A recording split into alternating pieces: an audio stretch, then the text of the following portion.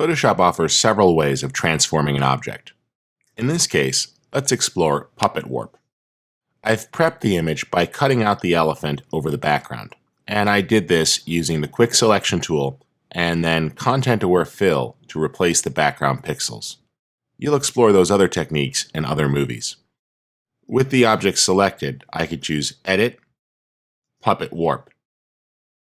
It analyzes the image and creates a series of interlocked triangles to create a mesh for transformation. I generally recommend increasing this for more points for a finer transformation.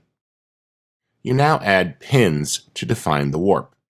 So as you click, you could start to set where the warp will occur.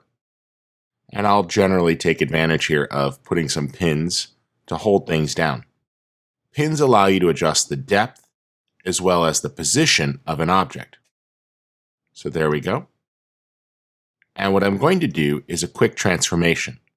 Let's go ahead and pull the elephant's posture up a little bit in the middle, and then we'll pull these shoulder blades back down. You see here how we can stretch and reposition elements. There we go. And I can freely warp or transform individual elements, which is what you're seeing here. One of the things that's really great is as you start to move an element, you actually could play with where it falls. So notice here that the trunk is falling between both of the tusks. So if I select that pin for the tusk, I can move that tusk backwards so it falls behind. Here's this tusk here, and you'll see I can move that behind or in front of the trunk.